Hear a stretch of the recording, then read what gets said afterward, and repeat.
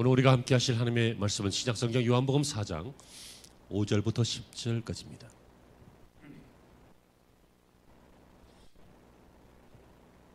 자, 제가 읽고 다음 절 여러분 읽으시겠습니다. 사마리아에 있는 수가라 하는 동네에 이르시니 야곱이 그 아들 요셉에게 준 땅이 가깝고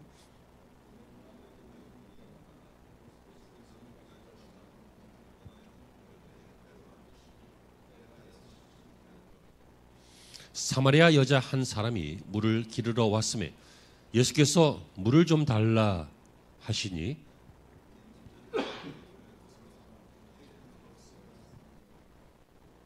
사마리아 여자가 이르되 당신은 유대인으로서 어찌하여 사마리아 여자인 나에게 물을 달라 하나이까 하니 이는 유대인이 사마리아인과 상종하지 아니함이로라.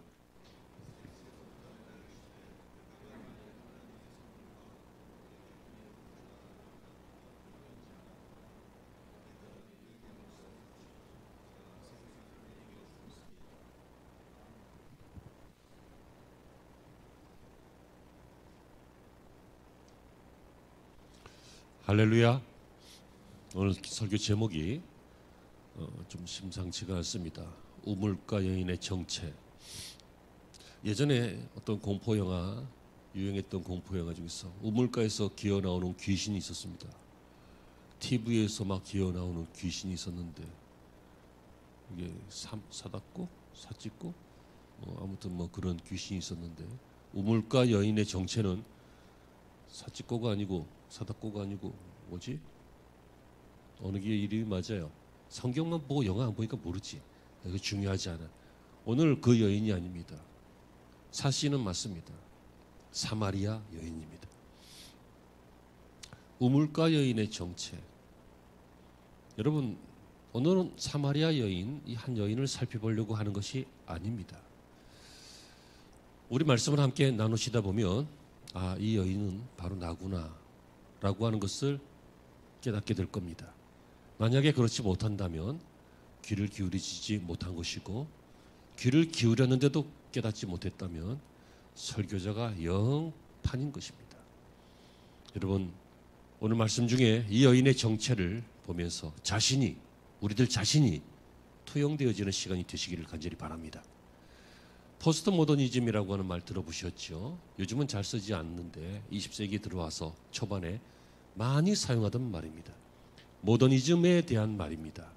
모더니즘이 무엇입니까? 합리성, 현대성, 이성, 도덕적 보편성 이런 틀을 가지고 진보를 추구하는 것, 그게 발전을 추구하는 것, 이게 모더니즘입니다. 그런데 이 모더니즘 세상에서 막 경제가 발전하고 사회가 발전하고 과학이 발전하고 문화가 발전하고 교육이 다방면화되고 발전하고 막 이렇게 된 결과 더 좋아졌느냐? 그렇지 않습니다. 자아가 파괴되고 가정이 해체되고 개인주의화되고 물질주의화되고 하는 그런 시대로 바뀌었습니다. 더 좋은 세상이 될 줄 알았더니 이 포스트 모더니즘 시대에는 오히려 더 외롭고 괴롭고 혼잡하고 복잡하고 난해하고 살기 힘든 그런 시대가 되어버리고 만 것입니다. 그래서 어떤 학자가 말하기를 이 포스트 모더니즘의 특징이 무엇이냐? 고립되고 상처난 목마른 인생이 되었다. 뭐라고요? 고립되고 상처난 목마른 인생이 되고 말았다. 여러분 그렇지 않습니까? 이 말을 듣자마자 이 생각을 하자마자 머릿속에 퍼뜩 떠오른 여인이 있습니다. 바로 우물가의 여인입니다.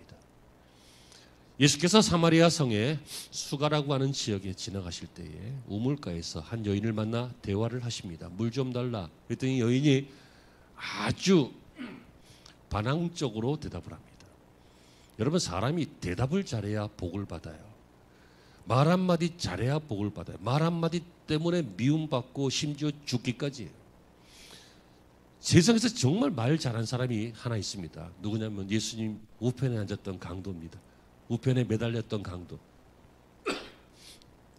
그 사람이 뭐라 그래요? 왼편에 있는 사람이 이 둘 다 행악자라 그랬어요. 요즘 말로 하면 범죄자다. 근데 범죄의 그 내용이 뭔지는 몰라도 강도니까 사람을 해쳤나 보죠. 아무튼 사형수예요. 그래서 지금 사형당하고 있어요. 왼편에 있는 강도가 뭐라고 합니까? 가운데 있는 예수님에게, 야, 너 메시아라며. 네 스스로 내려와. 너를 구원해. 그리고 우리도 구원해봐. 막 그러면서 조롱합니다. 그때 오른편에 있는 강도가 뭐라고 해요? 이 사람아, 우리는 죄가 있어서 이렇게 죽는 것이 마땅하지만 이분은 죄가 없는 하나님의 아들이다. 여러분, 한평생 어떻게 살았어요? 깡패로 살았어요. 범죄자로 살았어요. 근데 죽기 직전에 정말 말 한마디 정말 잘했어요. 예수님께서 뭐라고 하십니까? 네가 오늘 나와 함께 낙원에 있으리라. 와, 이런 수지 맞는 장사가 어디 있습니까? 평생 지은 죄가 태산같이 많은데 막판에 말 한마디 잘해서 구원받는 이 말이 정말 중요해요. 근데 이 말 한마디 그 마지막 그 좋은 기회에 조롱하느냐고. 아니 어차피 몇 분 있으면 죽을 건데 좀 조용히 죽으면 안 돼? 뭐 죽으면서도 그렇게 입이 그냥 열려가지고 말이 많아. 아, 우리 좀 구원해봐. 너 스스로 구원해. 내려와봐. 거기서까지 하나님의 아들을 조롱하다가 영원한 지옥에서 지금도 벌받고 있는 왼편 강도. 또 한편은 오른편 강도는 말 한마디 잘해가지고 구원받은. 이 말이 신앙이에요. 이 말이 신앙 고백이라고. 이 여인이 뭐라고 합니까? 신앙이 없었죠. 있긴 했지만 사마리아식 여호와 신앙이죠. 그래서 여인은 예수님께서 가셔서 우물가의 여인에게 물 좀 달라 그랬더니 아주 뭐라고 합니까? 대들듯이 기분 상하게 그렇게 얘기합니다. 아니, 당신 유대인 아니냐? 왜 사마리아 여자인에게 찝쩍거리느냐? 이런 식이에요. 뭐 이런 대화예요. 그런데 여러분, 이 여인이 바로 나란 말이에요. 나. 왜 이랬어요? 첫째, 현대인의 이 포스트 모더니즘에 살아가고 있는 현대인들의 문제가 뭐라고요? 고립되고 상처받고 그리고 목마른 인생이라 그랬어요. 이 여인은 고립되었기 때문이에요. 이 여인만 아니죠. 우리도 그렇고 많은 사람들이 그래요. 모르지만 성경이 나오는 이 여인은요, 오늘 6절에 보면 6시에 물을 길러 우물가로 갔어요. 6시. 히브리 시간으로 6시면 낮 12시예요. 이 사막 지역에서 낮 12시에 물 길러 안 가요. 아침 일찍 서늘할 때 가서 그날 쓸 물을 길어 온다든지, 아니면 또 서늘해지는 저녁이 되면 가서 물을 길러서 밤이나 아침까지 쓸 물을 준비한다든지 이렇게 하지, 낮 12시에 땡볕에 우물가에 안 가요. 사람들이 안 와요. 근데 이 여자는 왜 그때 갔어요? 사람들이 안 가니까 그때 간 거예요. 이 여인은 왜 사람들을 안 가니까 사람들이 안 오는 시간에 갔을까요? 사람들 꼴 보기 싫어서 그랬어요. 이 말은 뭐예요? 이 여인하고 사람들 간의 인간관계에 문제가 있다는 것을 알 수 있어요. 무슨 문제예요? 이 여인은 고립되었기 때문이에요. 왜 고립돼요? 그 이후의 내용들을 보시면 예수님께서 네 남편을 데리고 오라 그랬더니 없습니다. 맞다. 전에 5이 있었으나 지금 있는 자도 네 남편이 아니다. 다시 말하면 이 여인은 아주 불행한 삶을 살고 있었는데 막 자기 주변의 남자들이 자꾸만 바뀌는, 뭐 정착하지 못하는, 안정감이 없는 그런 식의 인생을 살아왔던 것이었죠.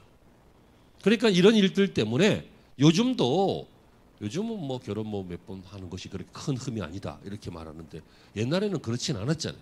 옛날에 이런 여인은 신분이라도 높으면 몰라, 신분도 낮은데 이런 인생이면 사람들에게 지탄의 대상이 되었잖아요. 그러니까 여인은 사람들에게 욕먹고 조롱당하고 지탄받으니까 사람들 꼴 보기가 싫었던 거예요. 피해서 살았던 거예요. 낮 12시에 그래서 가서 물 길러 가고. 이해가 되시죠? 이게 우리 모습 아닙니까? 여러분, 저도 사람 꼴 보기 싫을 때 있어요. 막 생각하면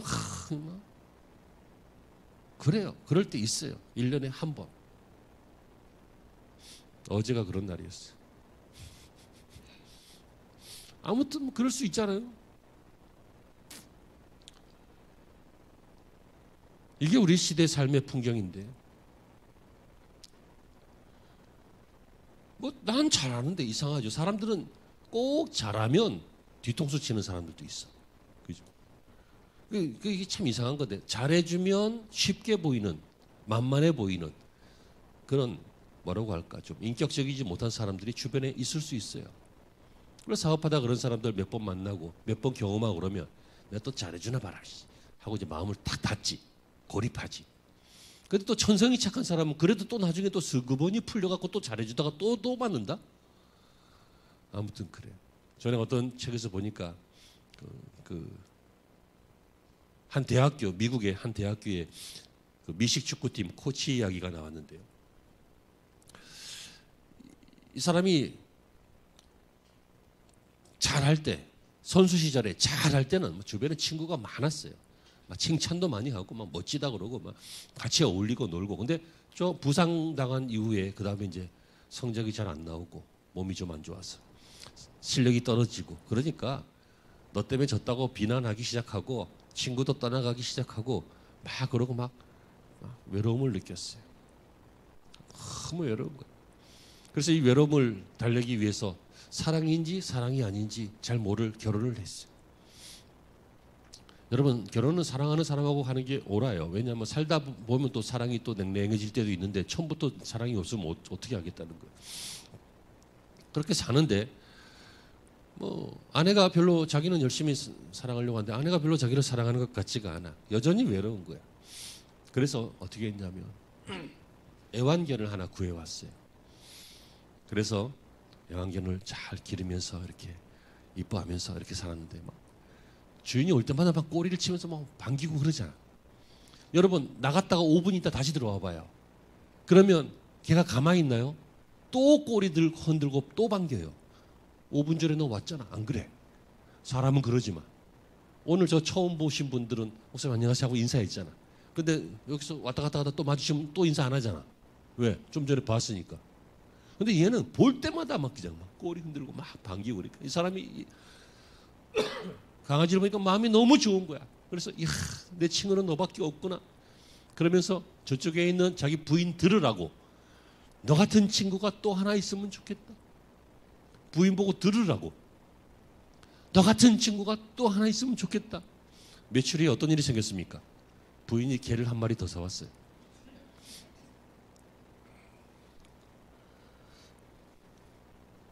여러분 사람에게 끊임없이 기대하는데 별로 기대하지 마세요.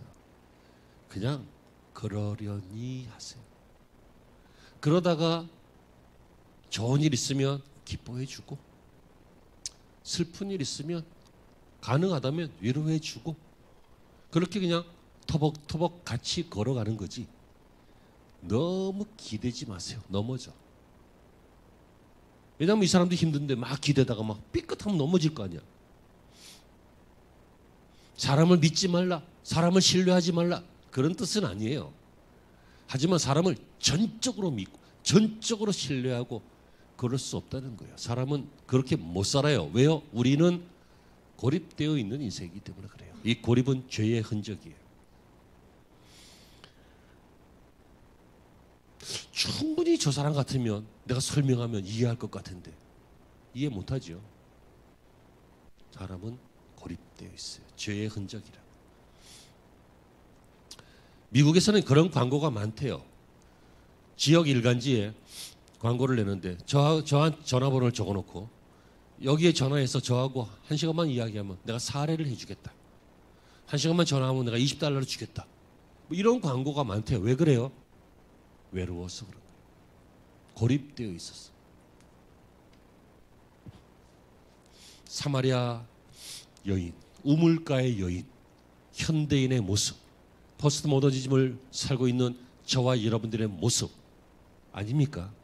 첫째, 고립감입니다. 두 번째는요, 상처난 사람입니다.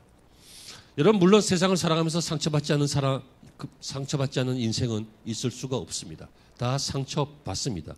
근데 문제는 어떤 사람은 손끝 베인 것 정도로 아주 호들갑을 떨면서 막 엄청나게 크게 상처받은 것처럼 여기는 사람도 있고 어떤 사람은 제법 깊숙한 상처인데도 꾹 누르고 참아내면서 이 상처를 안고 극복하면서 사는 사람도 있습니다. 어쨌든 중요한 것은 그 사람이 아프다면 아픈 거예요. 뭐 이만큼 아프더라도 아프다면 아픈 거예요. 크고 작은 상처가 없는 사람이 없다는 겁니다. 그래서 여러분, 근데 문제는 상처를 받으면 뭐 어떻게 합니까? 내가 이 상처를 어떻게 받았느냐? 상처를 준 사람에 대해서 공격하는, 혹은 원망하는, 혹은 적대시하는 이런 마음들을 자연스럽게 갖게 됩니다. 그렇죠? 그래서 원수가 생깁니다. 저는 원수가 없어요. 그런 사람 없습니다. 예전에 어떤 성당에서 그랬대잖아요. 신부님이 뭐 원수를 사랑해야 된다. 원수가 없는 사람이 없습니다. 하면서 여기 원수 없는 사람이 있어요? 그랬더니 어떤 할아버지가 손을 싹 들더래요. 할머니인지 할아버지인지 어르신이. 원수가 없다고요? 와, 정말 성자시네요. 그랬더니 그게 아니라 있었는데 다 죽었어. 그랬대잖아요. 원수가 없는 사람이 어디 있어요? 그 원수가 없으면 왜 예수님께서 원수를 사랑해라 그래요? 뭐 국가 원수예요? 그런 원수 아니잖아요. 이 여인은 뭐라고 합니까? 이 상처 때문에 물 좀 달라. 물 주면 되잖아. 아니 뭐 물 좀 달라. 저는 부끄러워서 안 할래요 하고 가면 되잖아. 뭐 어떻게든지 그렇게 하면 되잖아요. 근데 뭐라고 해요? 말이 길지요. 사마리아 여자가 이르되 당신은 유대인으로서 어찌하여 사마리아 여자인 나에게 물을 달라 하나이까? 근데 그 이유가 나옵니다. 이는 유대인이 사마리아인과 상종하지 아니함이로라. 뭐예요? 사마리아 여인은요, 순수 유대인이 아니에요. 유대인인데 외국 사람들의 피가 섞인 할프 유대인이에요. 반반 유대인이에요. 혼혈족이라고요. 이해가 되시죠? 나라가 여러 번 침략당하면서 점령당해서 그 민족의 혈통이 섞여버린, 그러나 유대인인 그런 종류의 사람이에요. 그래서 이들도 여호와 하나님을 섬겼어요. 그 대신 유대인들이 자기를 박해하니까 베델이나 단이나 뭐 이렇게 성소가 있는 곳으로 못 가고 그리심 산에다가 자기들 나름대로 성소를 만들어 놓고 그렇게 하나님을 섬겼던, 좀 유대인인데 유대인 같지 않은 유대인 같은 유대인이었어요. 그게 사마리아인들이에요. 그런데 진짜 유대인들이 이 사람들을 굉장히 비하했거든. 너희들 유대인 아니라. 근데 이 사람들은 하나님 섬기는데, 이 사람들의 심성 안에는 유대인의 피가 있는데, 근데 유대인 아니라고 하는 거야. 그러니까 어떻게 돼요? 서로 등 돌리고 사는 거지. 너는 나와 같지 않다. 이게 등 돌리는 거예요. 어떻게 너와 내가 같아요? 같은 거 없어요. 달라요. 다르지만 연합할 뿐이에요. 세상에서 제일 허망한 소리가 우리는 하나다, 그거예요. 우리는 하나가 어디 있어요? 하나 없어요. 하나님도 우리는 하나라고 안 하세요. 우리는 각각 삼위 하나님이세요. 하지만 그 본체가 하나신 거예요. 다르다고요. 틀린 게 아니라 다르다고요. 달라요. 다른 걸 인정을 안 하고 왜 나 같지 않냐? 왜 내 생각 같지 않냐? 왜 내 생각 같지 했나 그 생각은? 왜 내 마음 같지 않냐? 왜 내 방법 같지 않느냐? 이거는 정말 허망한 생각이에요. 유대인과 사마리아인들은 이렇게 끊임없이 대립하면서 살았어요. 그러니까는 감정이 좋을 리가 있어요, 없어요? 자기에게 상처 준 사람 감정 좋아요, 나빠요? 나쁘죠. 그러나 여러분, 자기에게 상처 준 사람을 용서하고 그리고 포용하라고 하는 것이 예수님의 가르침 맞습니까? 아닙니까? 맞잖아요. 예수님께서 왜 그렇게 가르치세요? 그래야 당신들이 행복하기 때문입니다. 평생여 손톱에 상처난 것 가지고 붙잡고 치료 안 하고 치료할 만하면 또 벌려놓고 치료할 만 붙을 만 또 벌려놓고 평생 쳐다보면서 눈물 흘리고, 그게 사람입니까? 그게 죄인이지. 깨달으시기를 축복합니다. 정말 축복합니다. 행복은 스스로 선택하는 거예요. 예수님께서 주신 말씀을 붙잡고 상처를 극복하면서 상처를 이겨내면서 사는 것이 행복으로 가는 길이지, 상처 안에 매몰되면 자기 스스로 불행하게 사는 거예요. 이 여인이 그랬어요. 현대인도 그래요. 저도 그래요. 여러분들도 그럴 때가 있다는 말이에요. 상처 안에 매몰되지 말고 상처를 이기고, 누구나 상처가 있다. 하지만 이 상처는 내가 이겨낸 상처다. 영광의 상처다. 막 전쟁에서 막 이렇게 막 칼 맞은 자국, 총 맞은 자국 있으면 흉터 남잖아요. 스티그마라고 하는 흉터. 예수님의 손에도 상처가 있잖아요. 하지만 이겨낸 상처잖아요. 그러한 상처, 그 상처를 극복하고 이겨내는 그러한 우리의 삶이 되었으면 정말 좋겠습니다. 아무튼 현대인의 모습은 고립되어 있고 분리되어 있고 사람에게 정 떨어지고 꼴보기 싫은 고립된 인생이요. 동시에 그 사람들에게 상처받고 그 상처를 치유할 수 있음에도 불구하고 붙잡고 막 늘어지고 어떤 사람은 막 어릴 때 상처가 죽을 때까지 간직하는 그런 어리석은 인생을 사는 그런 종류가 바로 저와 여러분 인생일 수 있는데, 세 번째, 또 하나 더 있다는 거예요. 또 하나 더 있어요. 이 정도로 참혹한 게 아니라 더 참혹해요. 왜? 이것 때문에 이렇게 살고 싶지는 않은데 이렇게 살고 있잖아. 이렇게 살고 싶은 사람이 누가 있겠어요? 누가 고립되고 살고 싶지, 어울리면서 살고 싶지? 누가 상처받고 살고 싶겠어요? 행복하게 살고 싶지. 하지만 그 스스로 선택하고 있잖아요. 그러니까 이렇게 살고 싶지 않은데 이렇게 살고 있으니까 뭐가 생겨요? 목마름이 생기는 거예요. 세 번째, 포스트 모더니즘의 사람들의 특징은 목마른 인생이에요. 갈급한 인생이다, 그 얘기예요. 갈증난다 이거예요. 뭔가 채우고 싶은데 채운 것 같은데 채워지지 않았다. 이게 갈급한 거예요. 갈증난 거예요. 물 좀 달라 하던 이 예수님께 갑자기 여인이 막 이렇게 대들듯이 막 얘기하니까 예수님께서 뭐라고 하십니까? 내가 누군 줄 알았다면 내게 오히려 물을 달라고 했을 것이고, 그러면 나는 내게 영원히 목마르지 않는 생수를 내게 주었을 것이다. 그랬더니 여인이 좀 반신반의 좀 조롱하듯이 그래요, 한번 줘봐요, 뭐 이렇게 나오는 거야. 그랬더니 이 여인하고 대화가 이제 진행이 안 되잖아요. 이 여인이 주님이 누군지를 모르니까 대화가 진행이 안 되는 거잖아요. 은혜가 뭔지를 모르면 신앙의 대화가 진행이 안 되는 거잖아요. 정말로 갈급해서 하나님을 소망하지 않으면 그 갈급함이 채워지지 않는 것이라는 얘기예요.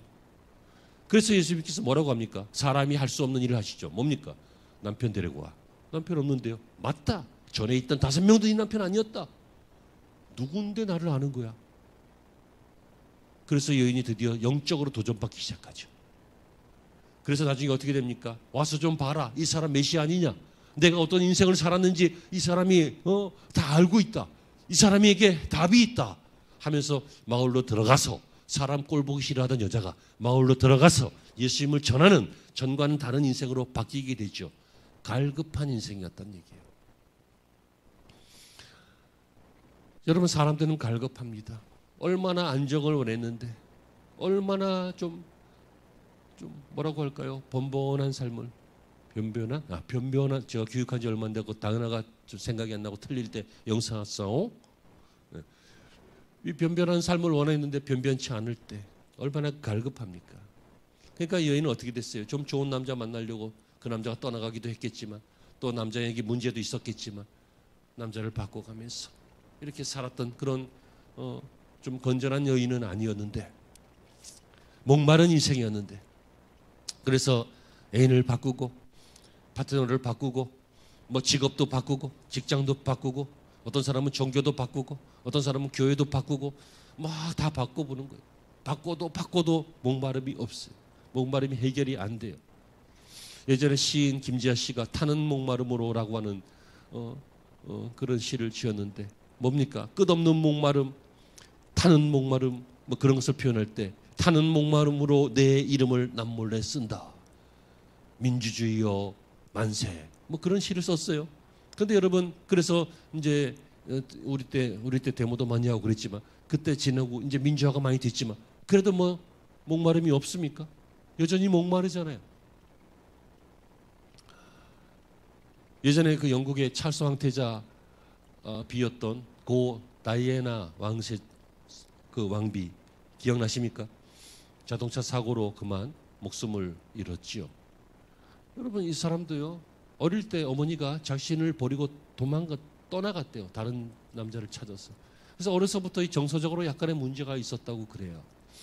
그리고는 결혼을 했는데 좀 정치적인 정략적인 뭐라고 할까, 사랑은 없지만 그냥 그럴듯하게 결혼을 해서 그런지 자기 남편이요, 지금 부인 카밀라라고 하는 건가? 지금 부인하고, 그 당시에는 부인 아니었으니까 지금은 부인 됐는데, 그 사람하고 불륜 관계인 거예요. 그러니까 막 얼마나 막 속이 쓰리겠어요. 얼마나 마음이 그렇겠어요. 그래서 그 타는 목마름을 해결하려고 머리 손질할 때 $5,400씩 썼대요. 600만 원 정도 되지. 머리 하는 미장원 가서 600만 원 쓰고, 또 의상 구입에 1년에 87만 달러를 썼대요. 옷 사는데 한 10억 쓴 거야. 뭐 우리하고는 스케일이 다르니까 그러려니 하겠지만 그래도 너무 심한 거 아닙니까? 그리고 세월이 지나도 채워지지 않는 목마름으로 5번이나 자살을 기도하고, 어떨 때는 거식증에 걸리기도 하고. 여러분, 왕세자비지만 타는 목마름으로 살다가 결국은 그 인생이 좋지 않게 끝났습니다. 유명인만 얘기할 게 아닙니다. 우리 주변 보면 다 그렇습니다. 멀쩡히 앉아 있어서 멀쩡한 것 같지 알고 보면 멀쩡하지 않은 타는 목마름이 있습니다. 그러나 여러분, 이제 설교의 마무리입니다. 이런 인생이지만, 고립되어지고 상처받고 타는 목마름이 있는 인생이지만, 오늘 이 우물가의 여인은 사치코가 아니라 사다코가 아니라 사마리아 여인은 불행하게 끝나지 않았다는 것입니다. 할렐루야. 이 여인은 불행하게 끝나지 않았습니다.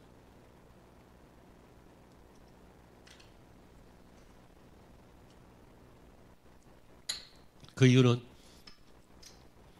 혼자 있지 않고 그 현장에 예수님이 계셨기 때문입니다. 깨달아지시기를 축복합니다.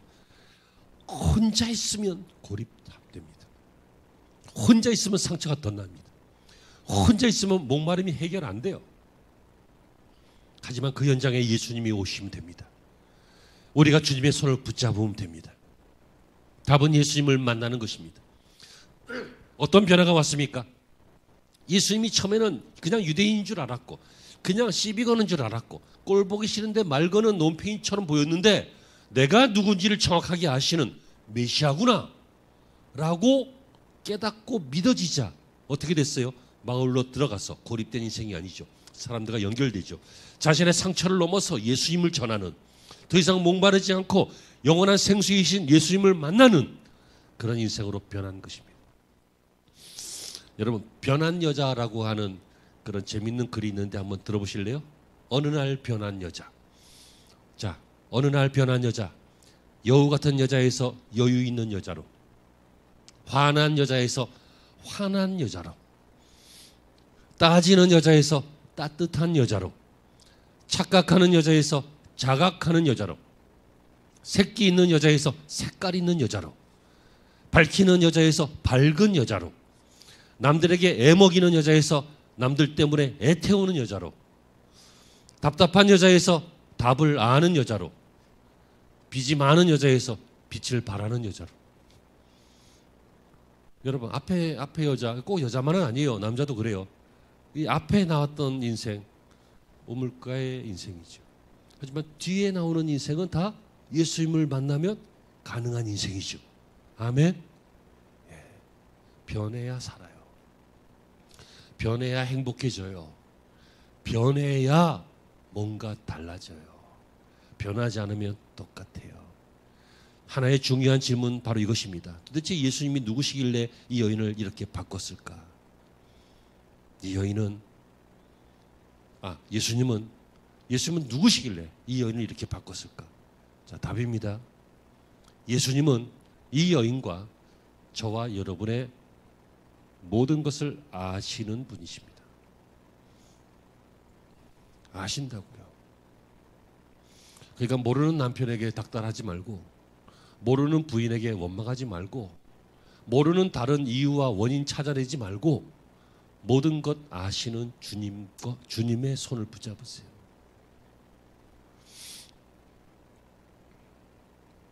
주님은 이 여인과 우연히 만난 것이 아닙니다. 4절을 보니까 사마리아로 통행하여야 하겠다 이렇게 말합니다. 무슨 얘기예요? 거기 가야 할 이유가 있다는 얘기예요. 예수님은 여인 만나러 오셨어요. 오늘 이 시간 예수님은 우리를 만나러 오셔요. 그래서 김 집사야, 이 집사야, 내가 너 안다. 내가 네 마음 안다. 그러니까 나에게 좀 물어볼래? 나에게 좀 고백해 볼래? 나에게 좀 기도해 볼래? 나에게 좀 눈물 흘리면서 간절히 원해 볼래? 사랑하는 성도 여러분, 당신의 모든 것을 하시는 주님, 그분에게 가십시오. 우리는 그분에게 가야 합니다. 왜냐하면 저와 여러분이 우물가 여인이기 때문입니다. 이 여인에게 있었던 똑같은 일이 이 분리와 결핍과 궁핍과 그리고 상처와 이 목마름이 우리에게도 있기 때문입니다. 목마르십니까? 갈급하십니까? 외로우십니까? 고독하십니까?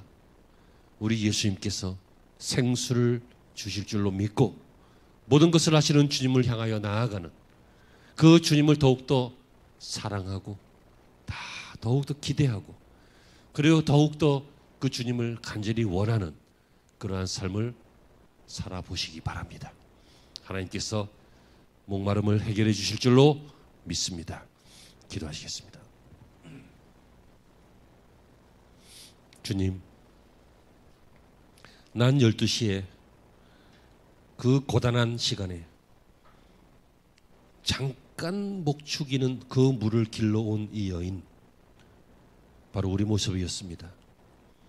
하지만 주님께서 찾아오셔서 영원한 생수를 약속하고 계시니 이제 주님께로 나아가게 하여 주시옵소서.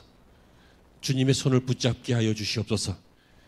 우리의 상처와 우리의 고립과 우리의 목마름을 다르게 해결하지 않고 주님 앞에 쏟아내고 해결함을 받게 하여 주시옵소서.